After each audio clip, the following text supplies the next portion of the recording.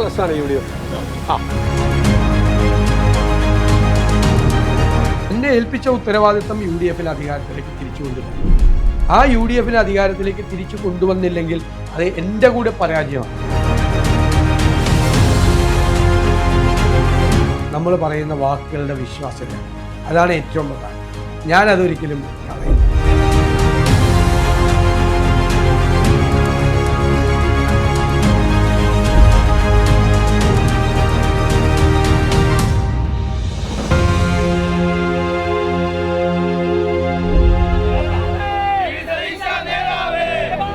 ചർച്ചകൾ അവസാനിച്ചു.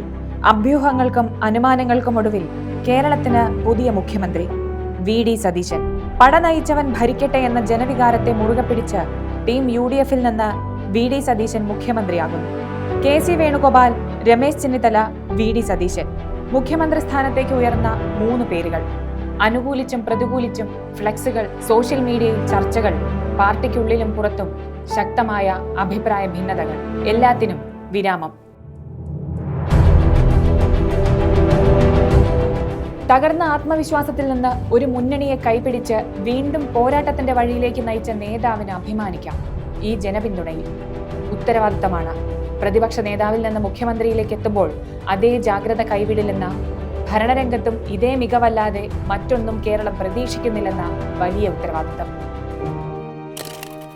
എറണാകുളം ജില്ലയിലെ നെട്ടൂരിൽ ഒരു സാധാരണ കുടുംബത്തിൽ പിറന്ന യുവാവ്. സ്കൂൾ ലീഡറിൽ തുടങ്ങി വിദ്യാർത്ഥി രാഷ്ട്രീയത്തിന്റെ വേദികളിലൂടെ വളർന്ന ശബ്ദം. Thevara SH college, Thiruvananthapuram law academy, MG university union chairman VD Satheesan എന്ന രാഷ്ട്രീയക്കാരനെയും പ്രാസംഗികനെയും കേരളം ശ്രദ്ധിച്ചു തുടങ്ങി. ഹൈക്കോടതിയിൽ അഭിഭാഷകനായിരിക്കെ മുഴുവൻ സമയ രാഷ്ട്രീയത്തിലേക്ക്. 1996 ആദ്യ തിരഞ്ഞെടുപ്പ്, ആദ്യ തോൽവി. പറവൂരിലെ തോൽവിയിൽ പക്ഷേ VD സതീശൻ തളർന്നില്ല. തോറ്റ മണ്ഡലം വിട്ടുപോകാതെ 5 വർഷം ജനങ്ങൾക്കിടയിൽ നിന്നു പ്രവർത്തിച്ചു. 2001 അതേ മണ്ഡലത്തിൽ സതീശൻ ജയിച്ചു കയറി, ഇടതുപക്ഷത്തിന്റെ അതേ രാജുവിനെ തോൽപ്പിച്ച്. അതിനുശേഷം പറവൂർ മറ്റൊരു നേതാവിനെ കുറിച്ച് ചിന്തിച്ചിട്ടില്ല. സതീശൻ മറ്റൊരു മണ്ഡലവും. 2001, 2006, 2011, 2016, 2021, 2026 കാൽ നൂറ്റാണ്ട് തുടർച്ചയായ 6ാം ജയം. നിയമസഭയിൽ VD സതീശൻ വേറിട്ട് നിന്നു. ഡാറ്റയും രേഖകളും ചരിത്രവും നിയമവും ചേർത്ത് അയാൾ രാഷ്ട്രീയത്തിന് പുതിയൊരു ഭാഷ നൽകി. 2012 മികച്ച നിയമസഭാ സാമാജികനായും തെരഞ്ഞെടുക്കപ്പെട്ടു. കൃത്യമായ തയ്യാറെടുപ്പും ഹോംവർക്കും സഭയിലെ ഓരോ പ്രസംഗവും വേറിട്ടതാക്കി. VS അച്യുതാനന്ദൻ സർക്കാരിന്റെ കാലത്ത് സാന്റിയാഗോ മാർട്ടിനെതിരെ നടത്തിയ പ്രസംഗം VD സതീശനെ അടയാളപ്പെടുത്തി. വാക്കുകളിലെ കണിശതയ്ക്കും കൃത്യതയ്ക്കും കേരളം കൈയടിച്ചു. ഭരണപക്ഷത്തായിക്കോട്ടെ പ്രതിപക്ഷത്തായിക്കോട്ടെ സ്വന്തം മുന്നണിയിലെ നിലപാടുകളെപ്പോലും ചോദ്യം ചെയ്യാനും തിരുത്താനും അയാൾ മടി കാണിച്ചില്ല. 2021 തെരഞ്ഞെടുപ്പിന് ശേഷം കോൺഗ്രസ് തളർന്നു നിന്ന കാലം. അനൈക്യ ശബ്ദങ്ങൾ മാത്രം മുഴങ്ങിയ പാർട്ടിയെ വീണ്ടെടുക്കാൻ നേതൃത്വം നിയോഗിച്ചത് VD സതീശനെ. ഗ്രൂപ്പുകൾക്ക് അതീതനായ നേതാവെന്ന ഇമേജാണ് നേതൃസ്ഥാനത്തേക്ക് VD സതീശനെ എത്തിച്ചത്. ഗ്രൂപ്പ് കളിയേക്കാൾ പാർട്ടിയെ ശ്രദ്ധിച്ചതിനാൽ അയാൾ ഒരിക്കലും ഗ്രൂപ്പ് ഉണ്ടാക്കാൻ ശ്രമിച്ചതുമില്ല.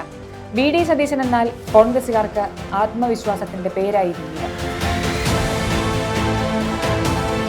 പ്രതിപക്ഷ നേതാവായി ചുമതലയേറ്റ ദിവസം നിയമസഭയിൽ അദ്ദേഹം പറഞ്ഞു, പ്രതിപക്ഷം വെറുമൊരു എതിർപ്പല്ല, സർക്കാരിനെ തിരുത്താനുള്ള ശക്തിയാണ്. ആ വാക്കുകൾ അക്ഷരം പ്രതി പാലിക്കുന്ന സതീശനെയാണ് പിന്നീട് കേരളം കണ്ടത്. കേരയിൽ, life mission, Sprinklr, AI camera വിവാദം, K-ഫോൺ.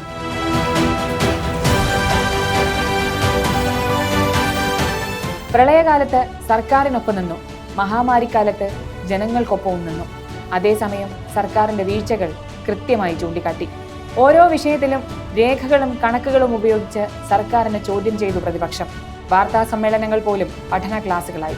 സോഷ്യൽ മീഡിയയിൽ യുവാക്കൾക്കിടയിൽ VD സ്റ്റൈൽ ഏറെ ശ്രദ്ധിക്കപ്പെട്ടു. VD സതീശന്റെ രാഷ്ട്രീയം എന്നാൽ നിലപാടുകളുടെ കൂടിയായിരുന്നു. സാമുദായിക സംഘടനകളുടെ സമ്മർദ്ദങ്ങൾക്ക് മുന്നിൽ അയാൾ നിലപാട് മയപ്പെടുത്തിയില്ല. മതനിരപേക്ഷത ഒരു അലങ്കാരമല്ല, അതൊരു അതിജീവനമാണെന്ന് അയാൾ ആവർത്തിച്ചു പറഞ്ഞു.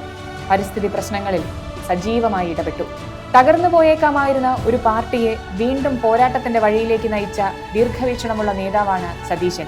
ശാസിച്ചും തലോടിയും പ്രവർത്തകർക്ക് ആശ്വാസം നൽകിയ സംഘാടകന് തെരഞ്ഞെടുപ്പിൽ തോറ്റാൽ സജീവ രാഷ്ട്രീയത്തിലേക്കില്ലെന്ന പ്രഖ്യാപനം പോലും ഒരു നേതാവിന്റെ ആത്മവിശ്വാസമായി മാറി. UDF കൂടെ നിന്നു, ഒറ്റക്കെട്ടായി. 100 സീറ്റ് എന്ന പ്രഖ്യാപനം UDFന്റെ അഭിമാന പോരാട്ടമായി. പിന്നെ സംഭവിച്ചത് ചരിത്രം. പ്രതിപക്ഷ ബെഞ്ചിൽ നിന്ന് അധികാരത്തിന്റെ ഉത്തരവാദിത്വത്തിലേക്കുള്ള ദൂരം VD സതീശന് വെറും രാഷ്ട്രീയ ഉയർച്ചയല്ല, വർഷങ്ങളുടെ പോരാട്ടത്തിന്റെയും നിലപാടുകളുടെയും വിശ്വാസത്തിന്റെയും അംഗീകാരമാണ്.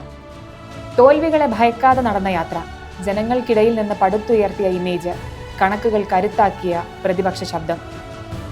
ചില നേതാക്കൾ രാഷ്ട്രീയത്തിൽ മാത്രം ജയിക്കില്ല, കാലത്തിന്റെ മനസ്സിലും ജയിക്കും.